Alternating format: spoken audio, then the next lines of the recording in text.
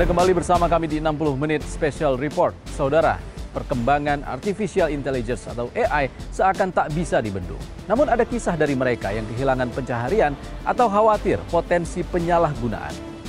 Namun Dewan Kesenian Jakarta menilai pemerintah seharusnya membuat regulasi yang mengatur batas penggunaan kecerdasan buatan yang melindungi seniman namun tidak membatasi inovasi. Berikut penelusuran jurnalis Kompas TV, Wela Andani, dan juru kamera Afan Jaya Rahman.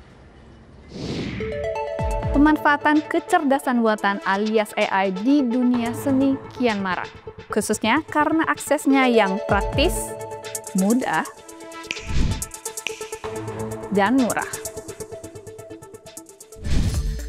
Meski mempermudah pekerjaan sebagian pekerja seni, namun AI menuai pro dan kontra.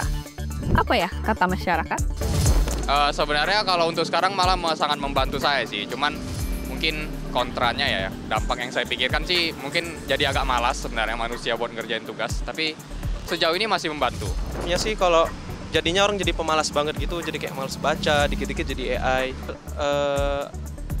Ada kebijakan khusus aja sih dalam penggunaan AI, jadi kayak kita nggak sembarangan gitu. Untuk jurusan aku, kalau untuk accounting kurang ngebantu sih Kak, soalnya jawabannya suka salah sama jawaban aslinya gitu.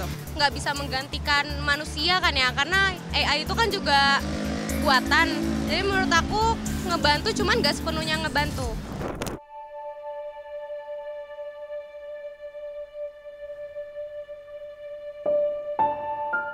Nama aku Sumohadi Wibowo Maladi.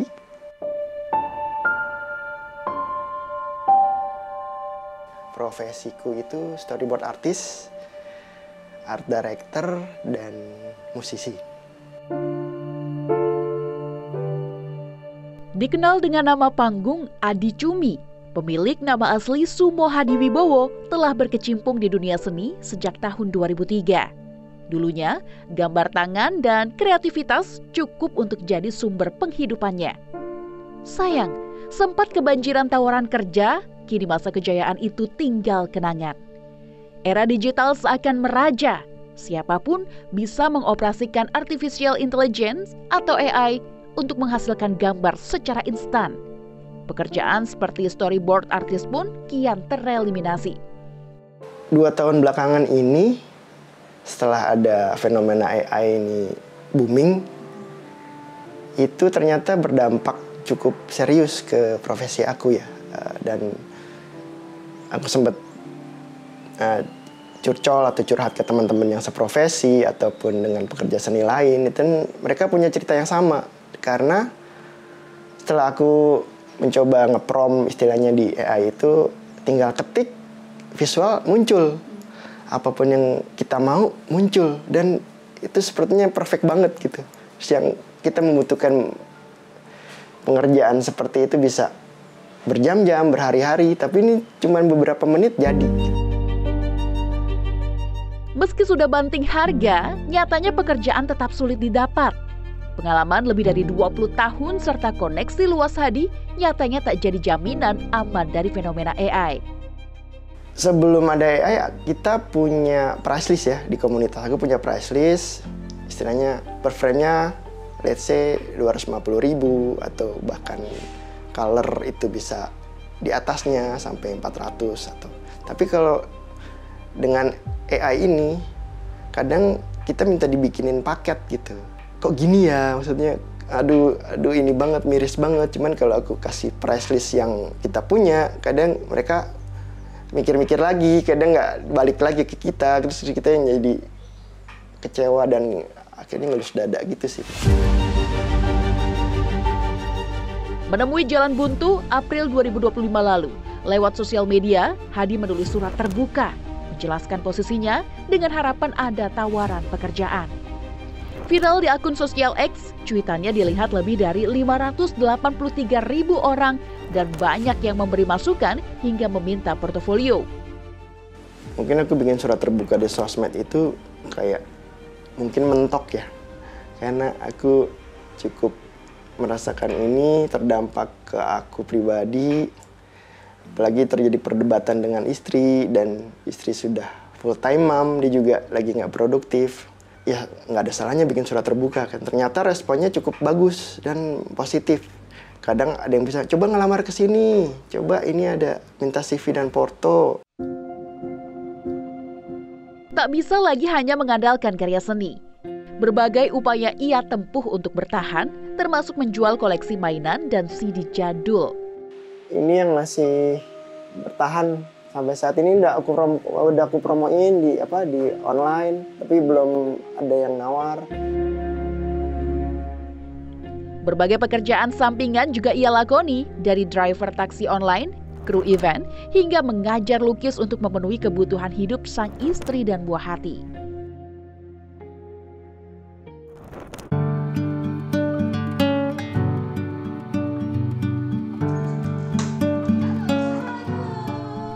Saya bertemu dengan Hanina Sarafina, Kreatif Director Jenama dan Produk Komersial and Studio, untuk membandingkan proses kreatif manusia dan akal imitasi. Ia mengaku butuh waktu berminggu-minggu untuk menghasilkan sebuah jenama atau merek produk komersial. Prosesnya pun panjang, dari menerjemahkan permintaan klien, mencari ide, memvisualisasikan ide, mencari referensi hingga digambar dan didigitalisasi menjadi jenama produk. Dan di balik logo itu pun ada filosofinya juga, ada feel, ada touch-nya, itu juga suatu proses juga ya Mbak? Betul, menurut aku yaitu salah satu pentingnya jadi desainer itu adalah menjadi pendengar yang baik. Nah itu tuh kita tulis kayak berupa word map, apa nih kata kuncinya. Dari situ baru kita sketching, apa sih yang bisa merepresentasikan hal-hal tersebut gitu. Nah setelah itu baru kita digitalisasi. Jika menggunakan mesin AI, memang dalam hitungan menit saja sebuah logo dapat dihasilkan. Namun, Hanina berpendapat hasil ramuan mesin tidak memiliki ciri khas, cerita, rasa, filosofi, dan makna di balik setiap goresannya. Belum lagi hak cipta yang patut dipertanyakan. Nah, di sini misalnya kita bisa bilang ya, kayak kita minta make a logo from huruf T, karena kebetulan brandnya namanya tangan, jadi kita bisa pakai T. Nih, ini hasilnya kayak gini. Nah, biasanya kalau orang ngebikin logo, mereka pengennya kayak ya udah gitu, itu logo punya company ini gitu. Orang tuh kayak ada uniqueness sama distinctiveness, kayak oh ini logo tuh hanya punyanya mereka gitu. Ada karakter di situ. Ada karakternya, sedangkan kalau misalnya di AI ini kayak ya semua orang bisa membuat itu gitu. Eventually dengan prompt yang mungkin mirip, hasilnya bisa jadi sama. Meski Hanina belum terlalu merasakan dampak AI dalam pekerjaannya, sebagai insan kreatif, ia melihat potensi penyalahgunaan AI yang merugikan pekerja seni. Kita lucky enough, kita bisa berkaca dari apa yang terjadi di Jepang dengan Ghibli style itu. Kalau itu bisa terjadi di Jepang, maka itu juga bisa terjadi di Indonesia. Alangkah baiknya sebelum itu terjadi di Indonesia, ya pemerintah sudah menyiapkan regulasi yang bisa protect us as a creative designer atau creative worker gitu. Dan alangkah baiknya ketika akan nanti ada penyalahgunaan, desainer itu mengadu ke hukum atau pemerintah, itu sudah ada regulasi yang melindungi mereka. Sejak 2023, AI menjadi perhatian Dewan Kesenian Jakarta. Anggota Komite Dewan Kesenian Jakarta Iman Putra Fatah menyebut kekhawatiran Hanina dan dampak yang dirasakan Hadi acap dikeluhkan pekerja seni dari ragam bidang. Di tengah tantangan disrupsi AI, 3 kekhawatiran terbesar pekerja seni menyangkut isu ketenagakerjaan, perlindungan hak cipta, serta etika penggunaan akal imitasi. Secara hak cipta juga sangat terdampak, terutama teman-teman yang punya karya yang karyanya tuh dijadikan training ya, pelatihan untuk sistem AI gitu, tanpa persetujuan si pencipta atau senimannya gitu. Nah, satu sisi juga ada teman-teman yang bekerja untuk bidang komersil, seni komersil gitu ya, kayak storyboard artist, fotografer, videografer, voice over, itu juga udah banyak yang terdampak sebetulnya, karena klien mereka kan banyak yang berkurang, karena klien-klien agensi atau ya itu udah banyak yang menggunakan AI untuk mengganti skill mereka gitu. Jadi mereka banyak kekurangan klien sebetulnya. Dewan Kesenian Jakarta menilai pemerintah harus segera mengeluarkan regulasi terkait batas pemanfaatan kecerdasan buatan yang melindungi seniman namun tak membatasi inovasi. Meski perkembangan AI tak bisa dibendung, namun pemerintah harus menyiapkan pedoman yang dapat menjadi dasar pengambilan keputusan penegakan hukum atas mesin cerdas yang digenggam oleh segelintir raksasa teknologi. Manusia ini nggak pernah mengalami hal seperti ini. Peradaban kita nggak pernah mengalami perkembangan teknologi secepat ini, semasif ini, karena teknologi udah tidak dikuasai oleh segelintir orang. Tapi kita semua bisa punya, kita semua punya kok HP kita bisa generate gambar segala macam, dan data itu kan juga data kita yang dipakai kan. Nah, yang bahayanya itu sebetulnya bukan teknologinya dimiliki semua orang, tapi sumber-sumbernya itu dikontrol oleh sebagian orang di negara tertentu ya. Hingga kini, Indonesia belum memiliki aturan mengikat khusus AI. Dalam surat edaran Menkominfo nomor 9 tahun 2023 tentang etika kecerdasan buatan, aturan berupa imbauan terkait etika penggunaan AI, Komdigi tengah menyiapkan regulasi setingkat peraturan presiden yang mengatur perkembangan kecerdasan buatan secara lintas sektor. Wamen Komdigi, Nezar Patria menyebut masih mengkaji posisi Indonesia di tengah gelombang perkembangan AI. Saudara, pencapaian Jumbo, animasi karya 420 anak bangsa tanpa kecerdasan buatan dan mampu meraih 10 juta penonton dan tayang di 17 negara, bak oase di tengah booming AI. Selengkapnya usai jeda. Si cerita, emosional, kedekatan terhadap tema film itu sendiri, yang bisa mewakilkan itu adalah hati manusia itu sendiri.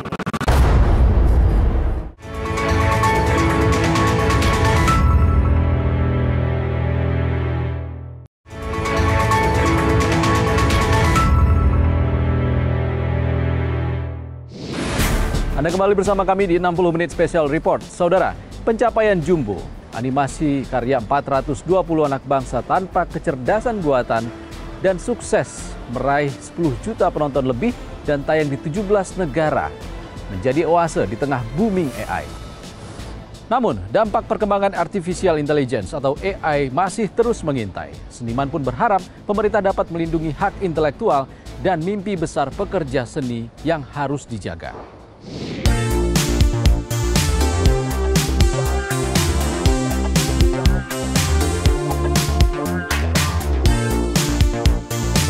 Di saat pengaruh artificial intelligence atau AI semakin merambah ke industri kreatif, film besutan banyak orang, Jumbo justru menjadi film animasi yang paling laku se-Asia Tenggara. Seperti apa sih proses kreatif di balik pembuatan karakter Don dan kawan-kawan?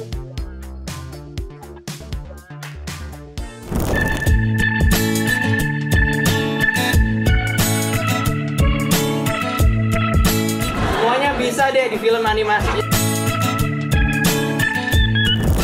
Film animasi Jumbo mengukir sejarah dunia perfilman tanah air.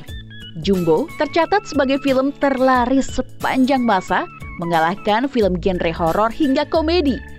Dalam 2 bulan penayangan, kisah Don dan kawan-kawan berhasil menarik lebih dari 10 juta penonton. Pencapaian prestasi ini sekaligus bukti animasi besutan 420 anak bangsa tanpa kecerdasan buatan atau AI mampu menjadi film nomor 1 yang tayang di 17 negara. Tak hanya menarik anak-anak, kisah menyentuh dengan pesan mendalam yang dikemas dalam format animasi ini mampu menghipnotis penonton dewasa. Suka nggak? Suka. Aku pengen nonton film lagi, seru dan asik. Suka. Animasi Indonesia kedepannya lebih banyak. Ini kan gebrakan untuk film animasi ya. Saya harap sih banyak yang dibuat lagi seperti ini ya film-filmnya ya. Jadi biar anak-anak semangat, jadi memajukan perfilman, terutama animasi di Indonesia.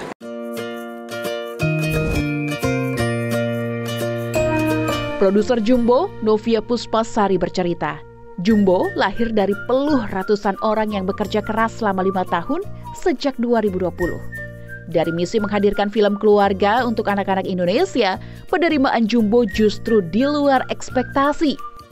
Cara manusia, dalam arti dalam pikiran kreatif dan bahkan dari hati manusia itu tidak bisa mengalahkan yang lain sih. Kenapa? Teknologi bisa terus berkembang dan bisa menjadi medium yang membantu kita dalam menjalankan sebuah pekerjaan. Namun tetap ketika kita mau menyampaikan sisi cerita, emosional, kedekatan terhadap tema film itu sendiri, yang bisa mewakilkan itu adalah hati manusia itu sendiri gitu. Jadi itu yang kami percaya ketika menjalankan film Jumbo bersama-sama dengan ratusan kreator asal Indonesia.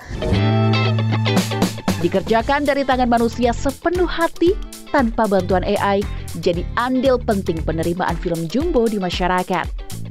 Di tengah penerimaan masyarakat yang baik dan berkembangnya industri animasi, kekhawatiran akan dampak perkembangan kecerdasan buatan AI justru mengintai. Mereka berharap pemerintah dapat melindungi hak intelektual karya pekerja seni serta mimpi besar yang harus dijaga. Isu tentang hak kekayaan intelektual memang sangat-sangat penting sih saat ini. Dan kami pun juga sangat berharap memang ke depannya bisa ada regulasi yang cukup jelas, mungkin juga dengan sosialisasi yang juga merata sehingga semua orang mengetahui bagaimana sistem berjalan di Indonesia. Dan juga mungkin harapannya juga dengan Jumbo hadir ini juga bisa memberikan kesadaran juga untuk bagi banyak orang bahwa betapa pentingnya kita untuk bisa melindungi hak kekayaan intelektual kita. Kesuksesan film animasi Jumbo bak oase bagi kisah pilu pekerja seni yang mulai tersingkirkan akibat booming AI. Sumo Hadi Wibowo, salah satu pekerja kreatif yang terdampak penggunaan AI, berharap rumah produksi tanah air tetap mengedepankan karya manusia dibanding AI. Namun, Hadi juga sadar zaman terus berubah. Ia pun harus beradaptasi dengan teknologi. Ya, awalnya aku cukup denial ya, karena sentuhan manusianya tuh tetap kita yang pegang gitu kalau kita menggambar, memvisualisasikan dari storyline atau skrip itu. Tapi pada saat aku sedang bekerja dengan seorang director, teman dekatku juga, dia mengatakan, "Di, lo harus bisa AI ini gitu, karena semua sedang menuju ke sini gitu. Dan posisi kita, bahkan sutradara atau visualizer atau fotografer atau siapapun yang berada di dunia seni ini, kerja seni ini bisa terdampak." Dan ini terbukti ke aku gitu. Dan sejak itu aku mulai belajar apa sih itu AI gitu. Aku mulai belajar nge-prompt. Menurut aku sih kita harus beradaptasi atau kita tereliminasi. Meski AI dapat menghasilkan gambar dan foto, namun Dewan Kesenian Jakarta menegaskan hasil akal imitasi tidak dapat dikategorikan karya seni. Masyarakat diharapkan sadar dan bijak dalam penggunaan AI. Jangan sampai menjadi jalan pintas menggantikan tenaga manusia. Tak khawatirnya orang suka mencampur adukan bahwa AI ini bisa menjadi jalan pintas untuk menggantikan tenaga-tenaga kreatif. Sebenarnya ini AI itu harus dipandang sebagai tools saja, tools untuk bisa menghasilkan karya lebih cepat. Tapi untuk menggantikan tenaga kreatif ya tetap tidak bisa, karena kreativitas, ekspresi itu masih perlu ada sentuhan manusia gitu ya. AI ini menjadi kepentingan korporasi-korporasi besar untuk mengambil keuntungan. Jadi dia tidak menghitung bahwa ada kontak ekspresi antar manusia itu yang hilang gitu. Dewan Kesenian Jakarta menegaskan tidak menolak akal imitasi, namun mendesak agar pemerintah segera mengatur aturan terkait pemanfaatan AI. Menurutnya, sosialisasi pemanfaatan AI yang bijak mestinya dimulai dari pemerintah. Posisi saya mungkin tidak menolak AI secara penuh gitu ya, tetapi kita harus bijaksana dalam menggunakannya gitu. Jadi harus ada regulasi-regulasi yang tidak menghilangkan sisi manusia. Ketua Umum Kolaborasi Riset dan Inovasi Industri Kecerdasan Artifisial Korika, Hamam Riza, menyebut potensi ekonomi dari AI di Indonesia mencapai 366 miliar dolar pada 2030. Namun sayang, investasi yang dikucurkan pemerintah jauh dari cukup. Singapura misalnya pada 2024 menganggarkan setara 11,1 triliun rupiah untuk memperkuat kapabilitas AI 5 tahun ke depan. Selain itu, aturan dan strategi nasional terkait AI sudah tidak lagi relevan dengan perkembangan AI yang begitu pesat. Apakah cukup dengan Undang-Undang ITE di sini, ya kan? Undang-Undang Perlindungan Data Pribadi, atau cukup dengan Surat Edaran Menteri Kominfo yang nomor 9 tahun 2023? Tentunya tidak. Jadi pemerintah harus segera berinvestasi dalam AI. Saya nggak ngelihat pemerintah sekarang ini udah sekian tahun, udah saya ketok-ketok pintunya terus dari satu kementerian. Saya mengatakan, ayo buat roadmap AI, ayo buat strategi yang baru. Karena yang 2020 itu udah lama, belum ada ChatGPT, saya bilang.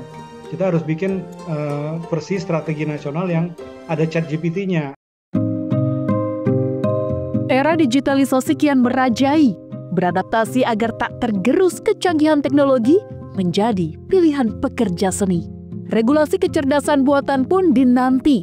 Jangan sampai teknologi yang harusnya menjadi potensi justru jadi ancaman. Saudara, Kabupaten Penajam Pasir Utara dengan luas lebih dari 3.300 km persegi digadang-gadang jadi lumbung pangan ibu kota Nusantara. Salah satunya pembudidaya ikan darat dengan teknik bioflok. Selengkapnya usai. Alhamdulillah sih Mbak, ikan kita sudah berkembang cukup baik ya di sini. Ini kemungkinan kita bisa dapatkan 200 kilo Mbak ya, 2 kintal dalam satu kolam ini. Karena kita kemarin isinya 1.000 ekor di sini. 1.000 ekor.